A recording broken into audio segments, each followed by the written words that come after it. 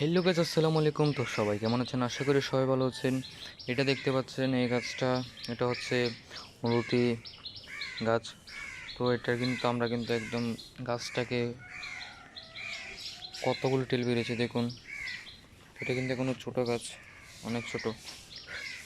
তো এটার আগা কিন্তু আমরা কেটে দিয়েছি, তাই কিন্তু এরকম টেল বেরিয়েছে। তো আপনারা যারা এরকম গাছগুলোকে ছোট রেখে কিন্তু গাছ বড় করতে চান, তো এরকম আগাগুলো কেটে দিতে হবে। এবং এখানে দেখুন আমার এই আগাটা আমরা কেটে দিয়েছি, আর এটা এখান থেকে প্রচুর ঠেল বেরিয়েছে। দেখুন এর পুরা গাছটাতে এরকম দেখতে পাচ্ছেন। এই গাছটা কিন্তু এখনো ছোটো, কিন্তু ঠেল কতগুলো দেখছেন। এটার কারণ আগা যদি কেটে দেন আপনার কিন্তু ঠেল প্রচুর পরিমাণে ঠেল বেরোবে। গাছের হাইট কিন্তু ছোটো থাকবে, কিন্তু ঠেল প্রচুর পরিমাণে ঠেল হবে। তো চাইলে আপনারা কিন্তু এরকম গাছের আগাটা কেটে দিতে পারেন। আজকের ব্লগটি পর্যন্ত। আল্লাহ আপনাদের সবাইকে ভালো রাখুক। আসসালামু আলাইকুম রহমতুল্লাহ।